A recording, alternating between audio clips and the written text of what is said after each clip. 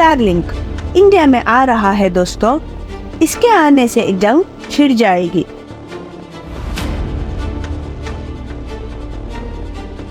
Satellite spectrum allocation के लिए Musk ने कहा कि वो देगा अपना बेस्ट इंडिया के लिए। जब टेलीकॉम मिनिस्टर ने कहा स्पेक्ट्रम एलोकेशन होगा by government of law, Musk तैयार है अपना कमिटमेंट निभाने इंडिया के लिए।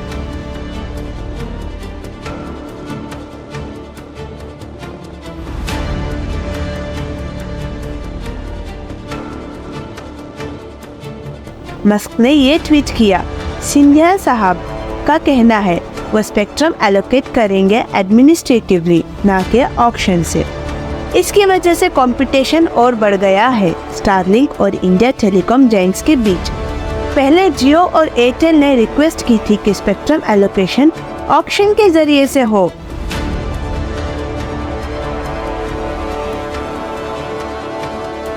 जो एक फेयर कंपटीशन होगा।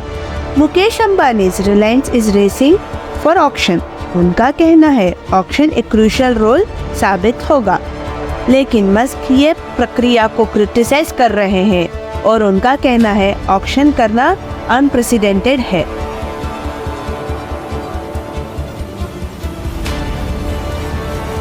SATCOM spectrum will be allocated administratively.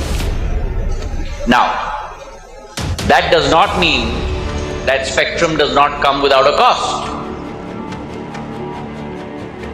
ऐसा लग रहा है कि इलोन मस्क तैयार है स्टारलिंक सर्विस को इंडिया लाने के लिए। यह सब हुआ जब टेलीकॉम मिनिस्टर ने कंफर्म किया कि इंडिया सैटेलाइट स्पेक्ट्रम को एलोकेट किया जाएगा एडमिनिस्ट्रेटिवली, ना कि एक ऑक्शन से, जो कि एक चिंता के विषय है। रिलायंस और एयरटेल के लिए अब मस्क ने यह ट्वीट किया कि वो इंडिया के लिए बेस्ट सर्विस प्रदान करेंगे स्टारलिंक की सेवा से। Starlink basically uses a bunch of satellites to deliver internet. Starlink Bharat के हर कोने कोने को इंटरनेट प्रोवाइड करना चाहता है, जो कि हमारी ट्रेडिशनल कंपनीज के लिए मुश्किल है, जो निर्भर है केबल्स और अंडरग्राउंड इंफ्रा। लेकिन स्टारलिंक इंटरनेट प्रोवाइड करता है डायरेक्ट सैटेलाइट से, पहुंचाता है हर वो एक कोने तक जहां केबल्स पहुंचाना नामुमकिन हो। स्टारलिंक का लक्ष्य ही यही है कि वो हर एक गांव गली तक अपनी सर्विस प्रदान करे जहां इंटरनेट की सुविधा मिलना मुश्किल हो। सर्विस अच्छी है उनके लिए जो रिमोट प्लेसेस पे रहते हैं या जहां अच्छा ब्रॉडबैंड कनेक्शन उपलब्ध नहीं हो या कनेक्शन स्लो हो। रिलायंस जियो के सैटेलाइट स्पेस में मौजूद है, लेकिन वो पृथ्वी से ज्यादा दूर है कंपेयर टू स्टारलिंक सैटेलाइट, जो 10,000 लगभग नंबर्स में है, जो फास्टर इंटरनेट स्पीड्स और बेटर कनेक्ट, चाहे आप डेजर्ट पे हो या कश्ती पे या आसमानों पे स्काइंग कर रहे हो। अगर आप स्टारलिंक सर्विसेज बाय करते हैं तो आपको एक स्पेशल किट मिलेगी जिसमें एक सैटेलाइट डिश, एक वाईफाई रूटर और कुछ केबल्स। डिश बहुत छोटा और पोर्टेबल है और डायरेक्टली कनेक्ट हो जाता है स्टारलिंक सैटेलाइट से।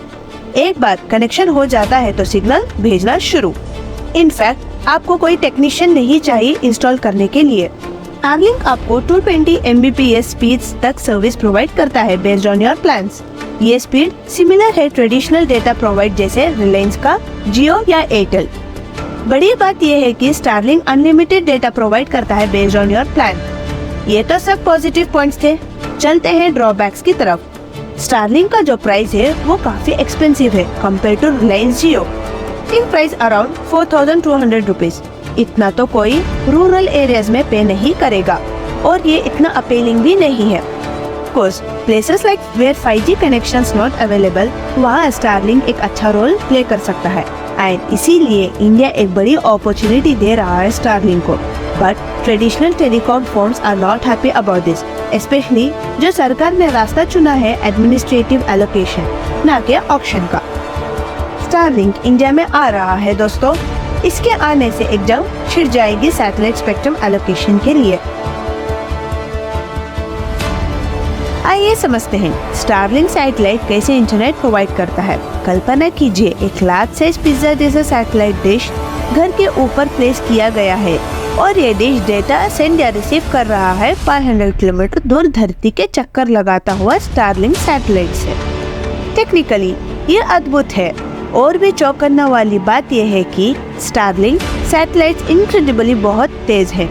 लगभग 27,000 किलोमीटर प्रति घंटे की रफ्तार से, और डेटा सैटेलाइट के बीच में कई मेगाबाइट्स प्रति सेकंड की स्पीड से भेजा और सेंड किया जा रहा है। तब की डिश और सैटेलाइट लगातार डेटा बीम को एक दूसरे की ओर सही ढंग से एंगल करती है। डिश हर 4 मिनट में अलग अलग सैटेलाइट्स के बीच स्विच करती रहती है, क्योंकि ये बहुत जल्दी डिश के क्षेत्र से बाहर हो जाते हैं। आपको लग रहा है यह सब मुमकिन नहीं है, तो आइए डिटेल में समझते हैं ये एक जादुई साइंस कैसे काम करता है।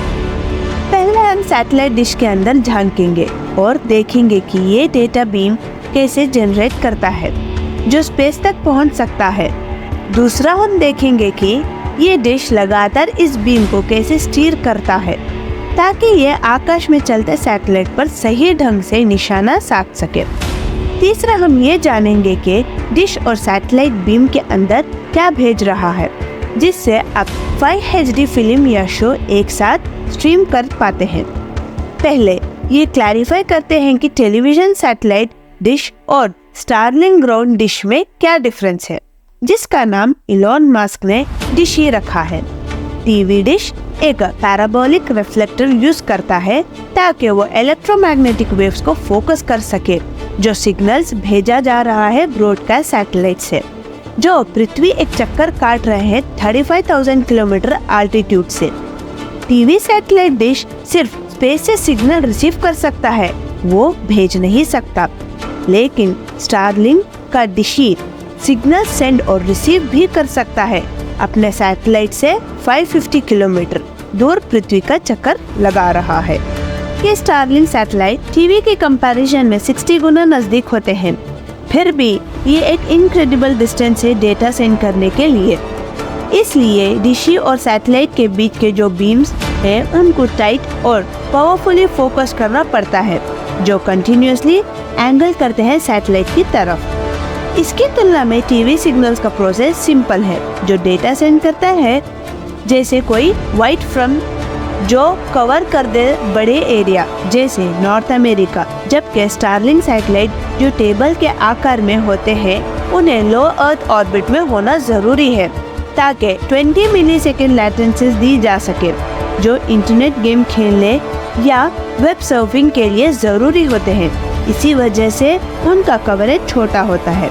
इसलिए 10,000 से ज्यादा स्टारलिंक सैटेलाइट पृथ्वी के चक्कर लगा रहे हैं पूरी दुनिया को सैटेलाइट इंटरनेट सेवा देने के लिए। आइए समझते हैं डिश के अंदर क्या क्या है। पीछे की तरफ एक पेयर ऑफ मोटर्स है और एक इथरनेट केबल है जो रूटर से कनेक्ट किया जाता है।